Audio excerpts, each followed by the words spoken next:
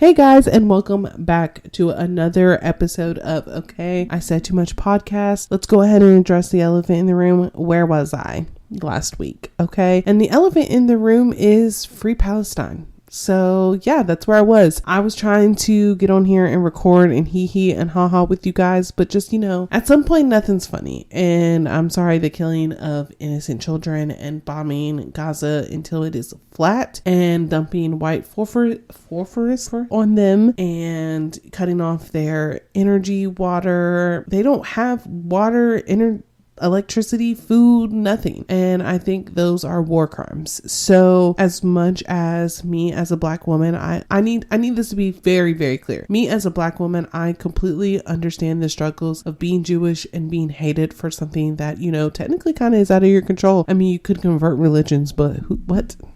It's never that deep, but I want to say that I completely and utterly understand, this idea of never feeling like you have a true home. Like, I don't know my ancestors. I mean, I could take a 23andMe, put some spit in a cup, send it off, and they're just going to tell me that I'm West African because as a product of the slave trade, our records aren't there. They don't know. I mean, you could have took the week-long trek from somewhere else to West Africa and just happened to get there on the day the fucking slave boats came to get you.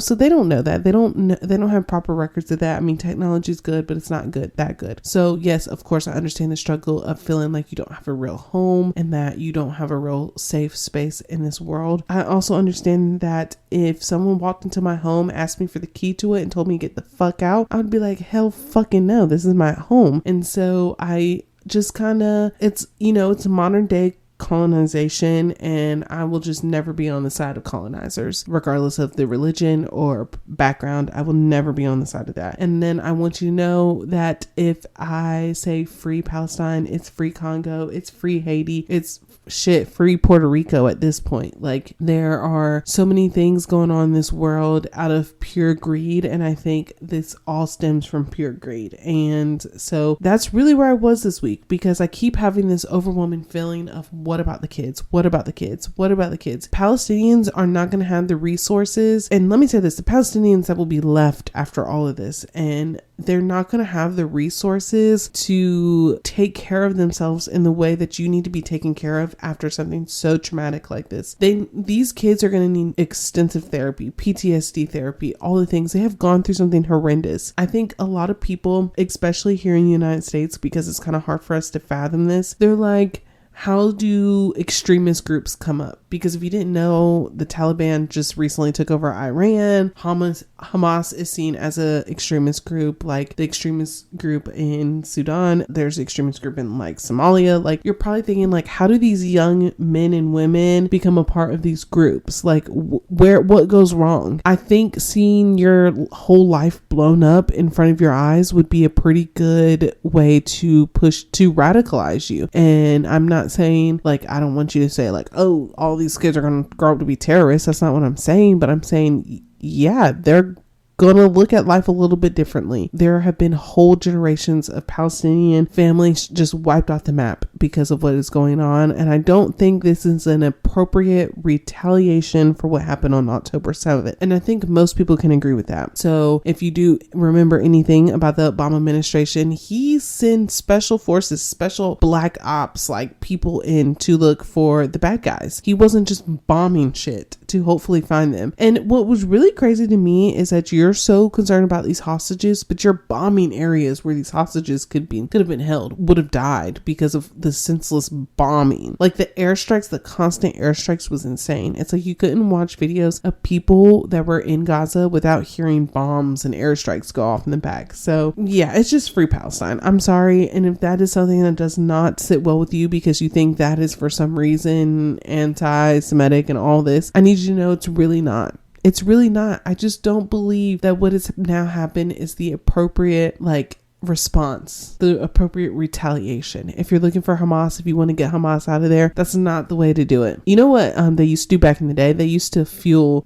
People used to fund extremist groups to go in and take over other extremist groups from the inside. I'm not saying that's right, but there's just other ways than doing it. But I was also reading or listening to a TikTok of this girl explaining. So there is a canal in Egypt that basically connects Asia to Europe without them having to go completely around Africa. Egypt pretty much gets all the money from that. And this goes way back. This canal goes way back to like the Jimmy Carter presidency, so it's like, you know, it's rooted in there. And so basically they're like, well, it would make a whole lot of sense for Israel to flatten Gaza and build their own canal and make their own money from it, because if you have seen pictures of Gaza, I don't know how you could ever rebuild it. And that's also sad, because now Palestinians do not have a country. They have like that was the goal to take their country from them, and that breaks my heart. And it breaks my heart that children will never know their home and where they came from. So, and you know what's crazy, I feel like as a Jewish person you should be able to relate to that,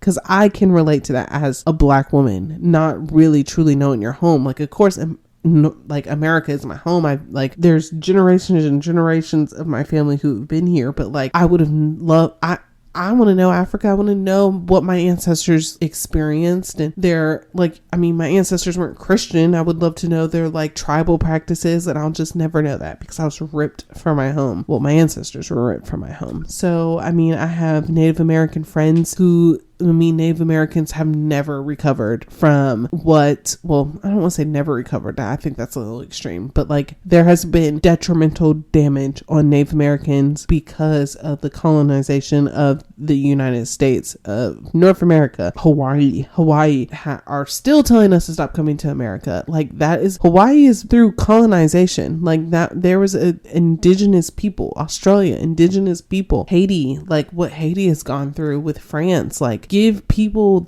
their countries and get the fuck out, okay? Puerto Rico, I think the most senseless, terrible thing that America has done, United States has done to Puerto Rico, is left them in this limbo of just being basically a colonized state, but not making them a state. So I think they can like vote in elections, but they don't really get any true benefits of if they were an actual state of the United States of America. So yeah, it's just, I just cannot support colonization, and I cannot support the idea of someone coming into your home and being like, I don't give a fuck where you go, okay? Like, you just gotta get out of here.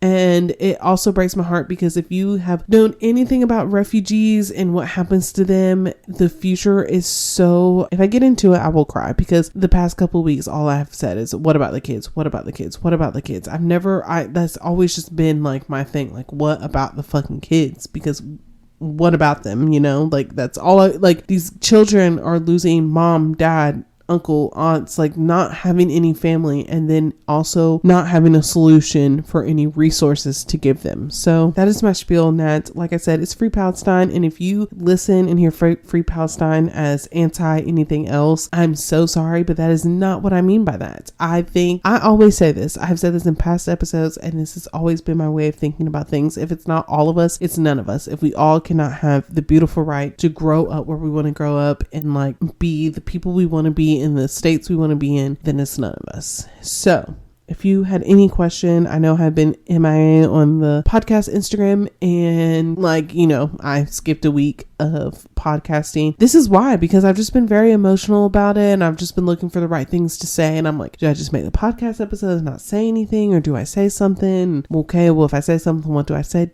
Because I definitely don't want my words to be taken out of context. But yeah, that's just where I've been. I tweeted like I want to hee and ha with you guys on the podcast, but right now not a lot of shit is funny. Yeah, that's just how I've been. And there's always this thing that I tell myself, like, Deidre, you can put the phone down, you don't have to be subjected to it. But then it's like, putting the phone down doesn't make real. And another thing I want to say is there's been a lot of talk about the 2024 election because we're screwed. Someone posted what our candidate options look like right now, and we're fucking screwed. But I want to tell you this thing. Your voice and your vote matters, because almost every house, I think every single House seat and every single Senate seat, it's up for re-election. And if you make those two things as fucking blue as possible, then whatever president you get, they're not gonna, like, if our House and our Senate is blue, baby, we're golden, we're cool. So your vote matters. Just know that your vote fucking matters, okay? Your voice matters. They came out today. I'm recording on a Monday, so I don't know what's gonna change before Wednesday, before you're hearing this episode. Someone someone from the Biden administration came out and said the call for the ceasefire, like how the overwhelming amount of calls, emails, everything that's flooding in for a ceasefire is so overwhelming. They don't think they're going to be able to go definitely not more than a month, and definitely not more than a couple of weeks without having to call for a ceasefire, because it is so overwhelming. Starbucks has been closing locations because we are not going there. We're not going to McDonald's. You can find a list of many more. Of course, if you already have something, like I was using a Starbucks cup today because I already have it. I've already given them that money. But just know, like, you are standing for something and you are making a change. I know a lot of times it's so easy to get in this habit of thinking, no, I'm not. It does matter. It absolutely matters. So that's just what I wanted to say this week. And that's literally just why I've been gone. But yeah, it's free Palestine until it's backwards. And after that, we need to do whatever we can do to help them become a country again. So yeah, let's jump right into our trending topic. So originally I had 2 trending topics for this week, but I rambled quite a bit earlier. So I'm going to just do one. And then next week's episode is just a very chatty, just kind of catch up on pop culture and what's been going on episode. We'll discuss the second one then. So today we're going to talk about DJ and his scamming ass. Okay, so if you didn't know, DJ MV has been like named in 9 different fraud cases. So let's just get into it and kind of tell you what's been going on with that. So I've never liked DJ MV. I don't know why. I don't enjoy the Breakfast Club at all. I never watch it. I never tune into the Breakfast Club ever. And Charlamagne's okay. Charlamagne has his things too. Okay, I can't deny that, but I really don't care for DJ MV. Like, I don't know what it is. We're gonna talk about this a little bit next week too, but he just had a cheating scandal come out too. I just never liked this man. So 5 months ago on Instagram, an Instagram account first accused him of being complicit in a multi-million-dollar real estate investment scam in New Jersey. This has turned into him being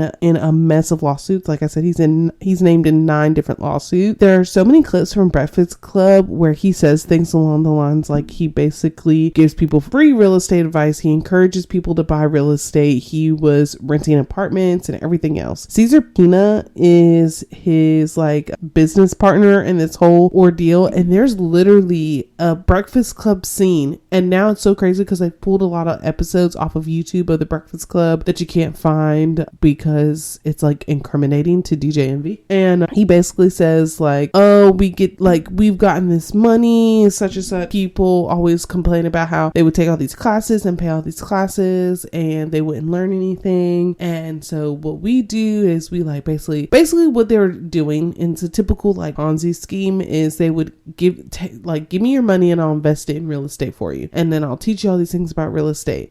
But it'll be I'm not charging you to teach you about real estate. These people would go and ride off into the sunset and make all this money. And the girl is listening to this and she was like, that don't sound right. Something don't sound right. And something wasn't right. Okay. They were scamming people. And you know what I hate is that it's always the people, why do we scam people who just be wanting homes? All these millionaires and cause they had a bunch of athletes and other people sign on to this bullshit. All of them, I could give a shit less. Okay. If you are a millionaire and you have the money to have accountants and people who do this for a living, take care of this for you, why are you listening to DJ Envy for real estate advice? Okay. You should have someone taking care of this for you. So as I don't really have much sympathy for you there. I don't know what to tell you. Sorry, but I just don't. And so Caesar pitches himself as a real estate guru. He's worked with a bunch of celebrities. They were flipping houses together at one point. So that was another way people would invest. They would invest this money, flip the house, and then they would sell the house. But it's people weren't getting their investments back. People weren't getting their investments. And then DJ MV had these unlivable apartments that people were living in. So basically where DJ MV is in trouble is that he was constantly pushing this on the viewers of his show. He was constantly telling people to invest, to do this, and so they were doing it and they were getting into it and then they were getting scammed by Caesar. And so basically coming after DJ Envy as like, you told me to do this, okay? You knew it was a Ponzi scheme and you told me to sign up for the Ponzi scheme because you lined your pockets with that as well. Now I'm coming after you too. So that's why that's basically why DJ Envy's in trouble. I don't think he was doing a lot of the like moving money around, but I guess like Caesar was like paying him, or well, of course Caesar was paying him, and I think DJ Envy was part of some of these investments. But it was basically like, why he's in trouble is he was pushing it to people and telling people to like buy into this and invest your money into this, because y'all, that is illegal too. If you are part of a scam and you know it's a scam and you tell somebody to also become a part of that scam, that is illegal. Okay, don't do that. Okay, do not be out here scamming people, because that is just so illegal. It's just, and I think a lot of people, like, you'll see this a lot on TikTok, where TikTok gets on these platforms, especially this got really big in 2022. People would play these games and make money off of these games, which I don't think they were really making money off these games. I think they were making money by being sponsored by these games. And then they would tell all their viewers to like, go play this solitary game and like, you'll make like thousands of dollars and when I don't think that's how they were really making their money. Yeah, y'all, if you tell people about a scam and they get scammed, and you knew it was a scam, you are like, that is illegal. I think a lot of people don't realize things are illegal that are actually illegal. So yeah, that is our trending topic for today. So we're gonna go ahead and jump right into the meat and potatoes of this week's episode. I have been wanting to do an episode of like this for a while, where I kind of tell you guys what I'm reading, watching, well, I guess that's it, what I'm reading and watching. I am a chronic binge watcher. Really, sometimes I get on this podcast and I tell you guys things and I'm like, I need to get a life. I tell you guys all the time how I'm chronically online, and now today I'm like, oh, all I do is watch TV and read books. Maybe I need to get a life. I don't know. But basically, I have always said I could write the perfect TV show, and the reason I think I could write a perfect TV show is because I've watched so many TV shows and there's so many things I like critique and like think about them, and I'm not going to get into all that today, or this podcast would be like 2 hours long and nobody got the time for that. But I do want to tell you guys about some of my favorite TV shows, some of my favorite books and movies that I think are just like a staple that I think everyone should watch. I have my TV shows that I've binge watched and rewatched millions of times, and then I have my TV show where I'm like, one watch is fine. All you gotta do is watch it once. So let's jump right into it. We're gonna start with the TV shows I think everyone should watch at least once, because those will go by the quickest. So number one on that list for me is Breaking Bad. Everyone should watch it once, but I cannot rewatch the show. Seasons,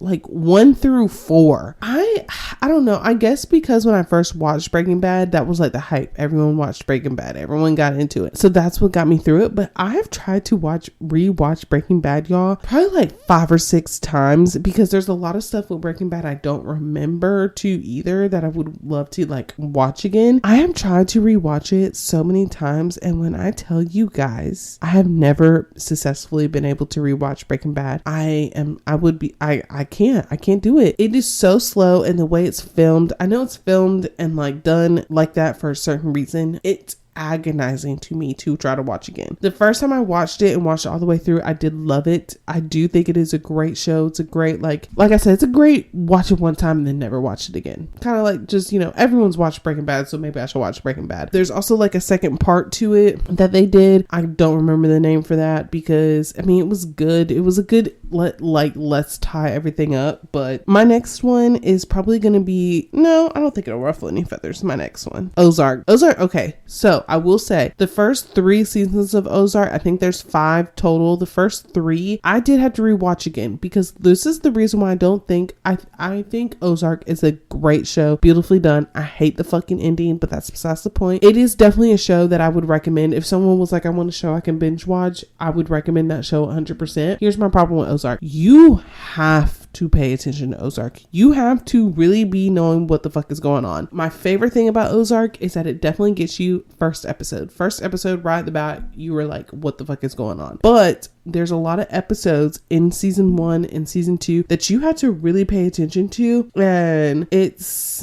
just not for me. That's just not for me. I'm not that type of person. I like to be able to be on my phone, scroll a little bit, and still kind of have a gist of what's going on, or maybe pick it up later what I did miss. And that is not Ozark. You gotta watch it. you gotta know what's going on. There's so many times I've like been watching Ozark and like Googled something because I missed it, because you're gonna need it later. So that's my reasoning why it's just kind of like a one-time watch. So my next favorite one, Sons of Anarchy. Now, you know me, then you're probably like, Deidre, you've watched the show multiple fucking times. Why are you saying this is a one-time watch? I'm a psycho. I'm crazy. But I think the normal person can just watch Sons of Anarchy once and realize how good of a show it is and get a lot from it just one time. Sons of Anarchy is, what's the word I'm looking for? For lack of a better word, because I know there's a better word to describe it, it's bloody. There's a lot that goes on. There's a lot that's happening. There's a lot that could be kind of hard to watch for some people. So that's why I think it's just a one-time watch. I'm just a psychopath. I'm me, you know. I had to be realistic with this list, and my realistic thing is that you don't need to watch Sons of Anarchy more than one time.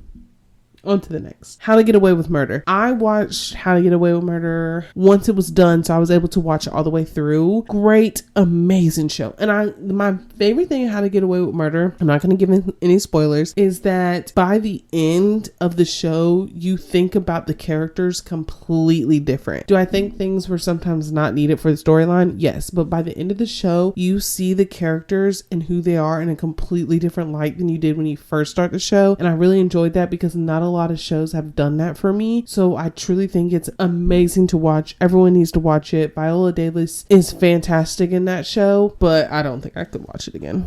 I've thought about it, and honestly, I don't have any desire to watch it again. But I do have a very long list of my go-to shows that I would watch like over and over and over all the time. Number one, if I'm going to go with number one by like how I feel about the show, number one, How I Met Your Mother. I rewatch How I Met Your Mother constantly. It is like my go-to comfort show. And the reason why I say that you can rewatch that over and over and over again is there's lots of little things you can miss the first time. And I also feel this way about New Girl, which is also on this list. There are lots of things that you can miss, and when you rewatch again, you're like, oh, I didn't realize that the first time I watched it. Also, I do fall asleep watching TV. So the last time I rewatched How I Met Your Mother, I was like, have I ever seen this episode before? Because there's so many episodes. There's like 20 episodes a season, 8 seasons. So it's like one of those shows that you can really get into. Got a lot of episodes. It's also good background noise. Like, it's not one of those shows you got to really pay attention to, because it's still light, heart, and funny, but it still has a really good like base storyline of what's going on. And if you're single, I feel like it's just it's really good. It's a good show. And that goes into New Girl. Like I said, I think New Girl is 6 or 7 seasons, lots of episodes per season. And I still to this day find things in New Girls that I'm like, oh, huh. Or there's like a new joke and I'm like, oh, huh. I didn't get that the first time I watched it. So that is also another show I think you can rewatch a bunch of times and never really get sick of it. Of course, this goes without saying, Parks and Rec, The Office. I also watched those a bunch of times. Those are great ones. I think Parks and Rec is so underrated. Everyone always talks about The Office, but I think Parks and Rec is so underrated. It's so good. I think it's just truly such a good show. Like Leslie's commitment to like her town and politics, it just goes back to what I was saying previously in the beginning of this episode. Like I wish, you want someone who's so dedicated to the people. It's just so underrated. My next one that is on here, I just rewatched the show, so you should know, Insecure. I can see Insecure becoming like my like go-to, like let me rewatch this, let this be background noise. The jokes never get old. It's so damn fucking funny.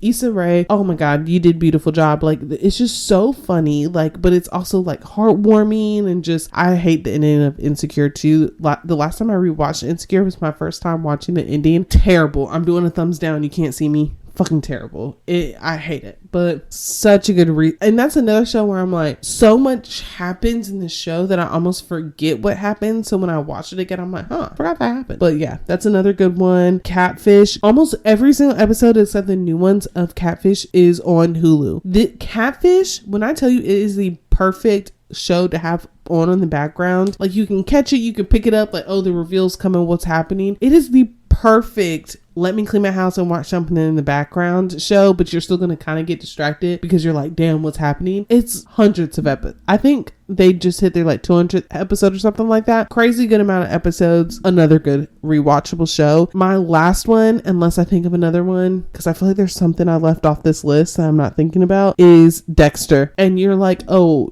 you can't rewatch. You don't think someone can rewatch Sons of Anarchy because it's bloody and gory, but you think someone can rewatch Dexter. The reason I think you can rewatch Dexter is because they had a lot of like subliminal messages that you really have to look for. And so I've rewatched it 4 times, 5 times. God, I have way too much time on my hands. There's so many episodes of Dexter, and I still catch things that I'm like, oh wow, I didn't catch that the first time, but it's just such a good show. The person who thought of Dexter, like that concept of a show is so good, because here's my thing. And this is also how I feel about the next one, Scandal. You guys know I love Scandal. So the first few seasons of both of these shows, and I think How to Get Away with Murder 2, the first few seasons of both of these shows, you know, it's the same, like this happens, they fix it, this happens, this happens, they fix it, this happens. Okay. But I think if you can do a show like that, but still have a really good base storyline, you are an amazing writer and you have great talent. And that's what Dexter and Scandal both accomplished. Like, you know the pattern of the show. You know it's like, you know what Dexter does, you know what Olivia Pope does. So you know that's going to be involved in each one of the episodes. But they still create such of a good base storyline that you are interested in watching play out through the end. And so that's why I think both of those are like really good rewatchable shows, because you're like sometimes miss something in those base storylines, and then so when you rewatch it, you see it again, you're like, oh, okay, I didn't get that the first time. And like I said, Scandal is a great show to rewatch. I feel like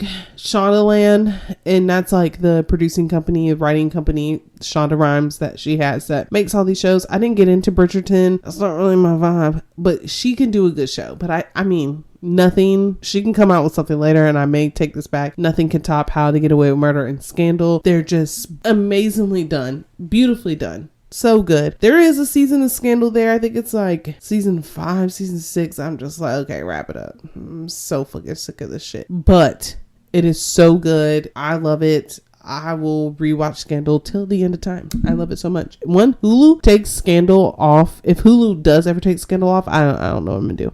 Hopefully they got it on DVD. And here are my go-to movies. I don't watch a lot of movies, but I just want to throw it in because I feel like my list of movies I have on here, no one ever talks about. One, my favorite love story of all time. A man who falls in love with a computer system. It's very Black, if Black Mirror was a movie, but like so much more valuable and sentimental. Like, you really get so much more from this movie than what I could ever describe from it. Like, it is a beautiful love story, and it's a beautiful like story about heartbreak, and just, it's so good. If you ever ask me my favorite love story movie, that's probably gonna be like top one. Her. It's so good, and people are always like, a movie about a man falling in love with a computer? Don't knock it until you try it. It's so good. Just like the way they captured like the feeling of like loneliness and like a helplessness of like you just need or want something, and so this something has came into your life. Beautiful. Secret Window, if you like psychological thriller, and there's something about an early 2000 movies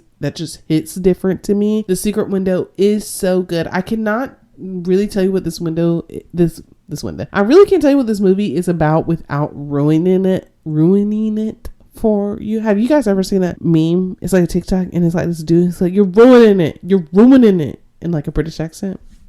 I don't know why I just said that, but I can't say too much about The Secret Window without ruining the movie for you. But it is that ultimate psychological thriller, mindfuck. You're going to be watching the movie in the end and be like, what the entire fuck? My sister still asks me about this movie and like what the ending is, because she still can't like process it in her head. It's that type of movie. So good. Another fan favorite movie of mine. I have watched this movie so many times over. Actually, the next two I have watched these so many times over. The first one, Marie Antoinette. I love this movie. This movie is so beautifully done. It's so like, it's a longer movie, but it goes by fast. almost as if when the movie's over, I'm kind of like, damn, that's it. Like, it's so, it's beautifully paced. Like, my thing with movies is that I think a lot of movies aren't paced well for my level of like ADHD that I have. I don't have ADHD, but it's very hard for me to concentrate on movies. Marie Antoinette is paced so well. It kind of separates you from the fact that it's a historical movie until right at the end, and then you're like, damn, shit. And if you know the story of Marie Antoinette, then you know what happens to Marie Antoinette, but if you don't, I'm not going to ruin that for you. And it's like everything all in one. It's historical, it's a love movie, it's a coming of age movie, but it's also all of these things very well paced, so it doesn't feel like you're in front of the TV fucking forever watching a movie. And that's, if you can do that for me, perfect. My next one, Forgetting Sarah Marshall. If I'm sad and I want to cry, I watch Forgetting Sarah Marshall. The same with How I Met Your Mother. If I want to cry, I watch How I Met Your Mother. This one is one of my favorite movies. If you watch the uncut version, you will see, what's his name? He was in How I Met Your Mother. What's his name? Jason Segel's dick. Yeah, you will see that if you watch the uncut version. But besides that, so freaking good. I never knew a musical with puppets about Dracula would be so beautiful, but it is beautiful. And if you watch the movie, you will understand what I'm saying, because the movie isn't a musical made by puppets, but it's in the movie. I don't know what I'm saying. I'm a little rusty at this, and I've already been recording for 45 minutes and I still have to tell you about my book. Another one, because I cannot make a list of movies without talking about Quentin Tarantino, and I'm gonna put two on here. The first one I'm gonna put on here is hard to find. I think you have to rent this movie on Amazon Prime to watch this movie, but it is Death Proof by Quentin Tarantino. So fucking good. I have watched this movie 10, 15 plus times. This movie is so good. This is another movie that's so perfectly paced that makes it's a shorter movie, but it's so perfectly paced that it makes it easy to watch. It almost goes by too fast. This second movie by Quentin Tarantino is the complete opposite. It drags. Netflix actually made it into a series, because he came out with like the extended version, and they actually made it into a series, and that is The Hateful Eight. That movie is just cinematographic gold. There are so many videos of like behind the scenes of how certain things are shot. There's like this scene, a weapon scene with like everything in the movie, and it's shot in one take. Like they hit everybody in the room and it's shot all in one take. It's filmed in this really cool way with a really fucking dope ass camera. And when I tell you, just like, it's such a crisp, clean movie. The directing is beautiful. It's like the top actors, like, you know, it's like those top Quentin Tarantino actors that he always brings back, that he always has in his movies. So well done. It's so good. Yeah, I can't say enough good things about that movie and the way it's produced and filmed. It's cinematographic gold. Okay, I think that's the word, cinematology. I don't know, but it's gold. Okay, it's actively gold. But let's get into some books that I think you have to read. I have a Kindle. I have like the most basic version of a Kindle. Personally, for me, I don't think you need like the fancy dancy Kindle. If you think you do, then go for it. But I don't think you need that, okay? I just have the basic version. And so I'm going to start with the last book I read. If you are having trouble, also, I'm going to say all of these are thriller books except for my last one. But if you enjoy thrillers and you are having a hard time, like you just need like, sometimes I need a shorter book to kind of pick things up for me and get me back in the swing of reading.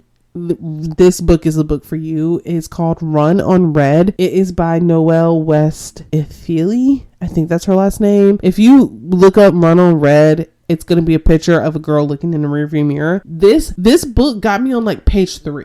Okay, where I was like, what the fuck is about to happen? Every single page I read of this book, I had no idea what's going to happen. And what I love about a book is a book that can invoke an actual real feeling in me, as if I was like watching a movie or like going through something in real life. And this book truly evokes all of those emotions in you, because it's so well written, and again, it's very well paced. So it's like you don't feel like you don't have to read a bunch of chapters to get to the nitty gritty. The nitty gritty is thrown at you right at the beginning. It's a beautiful, like, besides the thriller and all the stuff that goes on, it's a beautiful book of true friendship and really loving your friends and really being there for them. And so it's just an amazing book. My next one are by the same two authors. This book is a little less thriller-y. There is a thriller element to it. Trigger warning for the next 2 books would be sexual assault. They don't go into details, but it does talk about that. So the first one is I Found You. I Found You has a beautiful element of like a love story behind it, with also being in a thriller book. And I love Lisa Jewell's writing. Lisa Jewell can be a little slow to start, and she is very well known for doing flashbacks in her book From Future to Past. So if you can't keep up with too much of that either, I probably wouldn't read any of her books, because every book I've read by her has done that. This one, I love the idea of like a love story also in like semi-happy ending in a thriller book, because you don't see that often. The next one is The Night She Disappeared. They're my way of books. Also, I'm going to tell you this thing I do. I read a book, and if I think it's good, I always give my sister like really awesome like cliff notes of the book, like literally less than 5 minutes, because she wouldn't be able to concentrate on anything else than that. And so The Night She Disappeared is like a book that will always stick with me. So it's like a 5 out of 5 book. Like I will, if someone 10 years from now brought up The Night She Disappeared, only reading it once, I would be like able to have a full blown conversation. It's about a teenage girl that goes missing after going to a house party, and her mom basically has to like raise her daughter's son, her grandson, and try to find out what happened to her daughter. And she just is like one of those, she's never stopped looking for her, and she finally get the answers. And when I tell you, the answers are going to blow your fucking mind. When I tell you, I just dropped, because I read the physical version of this book, I just dropped the book and I was like, what the hell is going on? I was so mind blown. I just didn't have anything to say. I was like, what the hell is going on? This shit's insane. But yeah, truly a really, really good book. My next one, Frida McFadden. You could probably read anything by Frida McFadden and absolutely love it. And the one I'm going to say is The Inmate. This is another 5 out of 5, because someone could bring this book up to me, like I said, 10 years from now, and I would be able to have a full blown conversation about it, because it's truly a what the hell type of book. If you want to get to an ending of a book and just stare off into the distance because your mind has just been completely fucked, this is the book to do. Like I can't talk about this book without giving it away. I wish I could tell you more details, but when the ending left me speechless. I think, okay, so this is my issue. If I read a really good book, I take a break from reading because my mind is just so blown by it that I can't like throw myself back into another book. And I definitely have felt this way about Run on Red and The Inmate by Frida McFadden. Frida McFadden is true writing gold, because again, I know I've said this like with the movies and the books, her books are so fast paced. I hate a slow reading ass book. And if you're an avid reader, you know what I mean by that. Some books just read so slow and you cannot get into them because you're just like, oh my god. It's like you can be a fast reader, but you personally take like so long to read one page of the book because the book itself is just paced so slow. I will say, I think Lisa Jewell's most recent book, I kind of felt that way about. I'm like, this is fucking paced so slow. But Frida just jumps right into it. She jumps right into the character. She gives you all the information without giving you too much information, so she can still twist your mind at the end. She is the writer who did The Housemaid and the second Housemaid book. I forget what that one's called. Amazing writer. So those are all my like book, TV, and movie recommendations. I have been wanting to do this episode for a while for you guys. I think if you know me, you know all of these, like duh. But yeah, so let's go ahead and get into our song of the week. Okay guys, I'm taking it back for a throwback for song of the week, because I was like, I don't really be giving y'all like really what I be listening to, you know. I be trying to keep it, you know, basic for everybody. I'm about to give y'all the tea on what I really be listening to, and it's some of these throwbacks. And so, okay, I just want to preface this with, I know Britney Spears' book has came out and we don't really fuck with Justin, but this song, this album, Justin and Timbaland were doing their big one. Okay. And so it's from the Justified album. I don't remember when that album came out. Hold on, I'm about to look. I don't want my music to start playing in the background. Okay, let's click on this. Let's go to the Justified album. So this came out in 2002. Okay, so I mean, it's been a minute, but this is my jam. I play this, Justin and Timbaland were really in their bag, and I want Timbaland to come back like that and adopt another artist and like take them under their wing and be like producing the whole albums. I want him to do that again. Okay, which is so good. Bring Timbaland back. But it's Last Night by Justin Timberlake. I love this song, y'all. Nothing beats early 2000 music. Okay, I'm so sorry. Early 2000 music was really in their bag. It was so good. And I was listening to that the other day and I'm like, when I do Song of the Week, I really don't be giving y'all the hits. Like, I can really give y'all the hits. And so this is one of them. I don't even think this song is like one of the most popular songs on the album. It is like an underrated bop. But when I tell you, if you go and you play the song, because you can go to the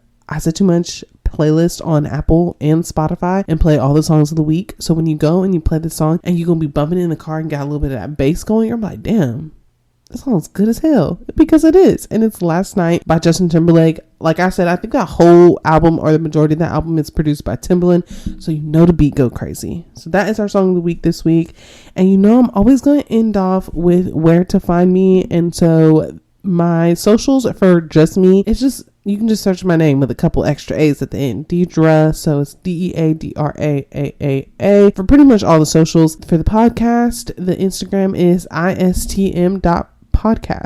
And we're also on Threads. And then everything else I just do for my own socials. So yeah, that is where you can find me. I love you guys. Free Palestine. And I will see you next.